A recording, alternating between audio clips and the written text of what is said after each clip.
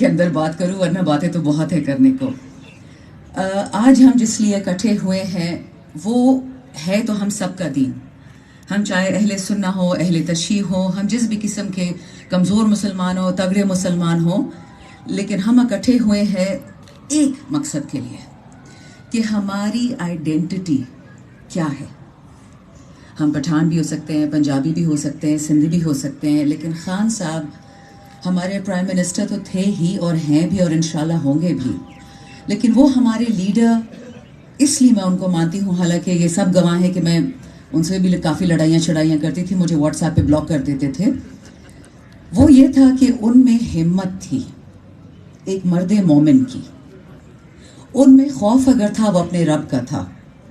ہمارے prime minister Imran Khan, میں یہ نہیں کہتی کہ وہ نعوذ باللہ پیغمبر تھے یا غلطیوں سے پاک تھے، وہ ہماری طرح انسان تھے، لیکن جو ان میں ایک صفت ہے جو اللہ نے ان کو دی ہے، وہ صفت یہ ہے کہ وہ لڑتے ہیں اپنے رب کے لیے اور اب اس کے محبوب رسول اللہ علیہ السلام صلی اللہ علیہ وسلم کے لیے.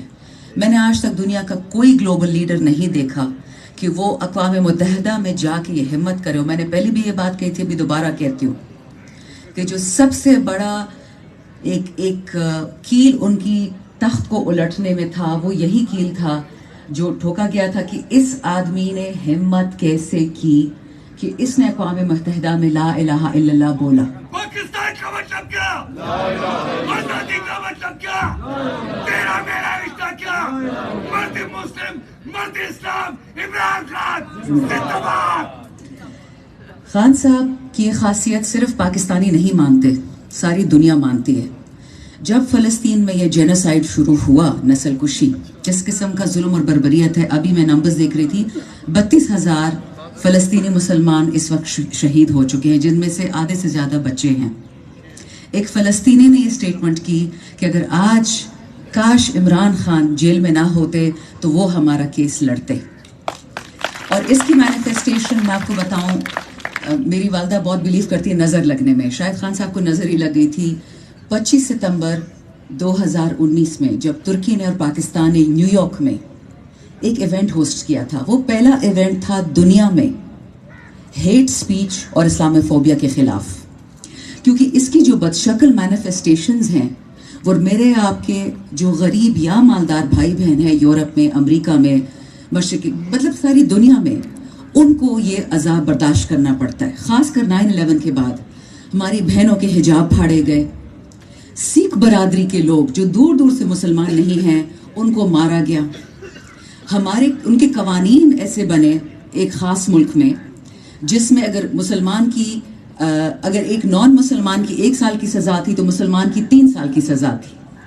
اگر کسی نے کسی کو مار دیا تو اگر مارنے والا مسلمان تھا تو وہ ٹیررسٹ تھا، لیکن اگر وہ نان مسلم تھا تو وہ مینٹلی ڈیرینج تھا، یا وہ ڈینجرس انڈیویجول تھا، یا مس گائیڈڈ تھا. اسلاموفوبیا کا لب لباب یہ ہے کہ ہمارا دین نعوذ باللہ، جس کا اسلام سلم سے لفظ نکلا ہے، اسلام اور ٹیررزم، اسلام اور دہشت گردی، اسلام اور تشدد ایک ہی چیز ہے. ہمارے مردوں کو جن کی داڑھی ہو یا پگڑی پہنے ان کو ٹیررسٹ کہا جاتا ہے کہ جی بچے اٹھا کے لے جاتے ہیں. ان باتوں کے ساتھ ہم بڑے ہوئے ہیں، یہ ہم نے دیکھا. میں نے 10 سال یورپ میں گزارے ہیں، میرے ساتھ تمیز میں تھے، حیا میں تھے، عزت میں، لیکن آنکھیں تو ہے نا ہماری. میں سوئٹزرلینڈ میں رہ رہی تھی جب انہوں نے اعلان کیا کہ کسی بھی مسجد پہ ہم الاؤ نہیں کریں گے کہ ہم اونچی بنائے کوئی بھی عمارت، کیونکہ یہ میزائل کی طرح لگتی ہے.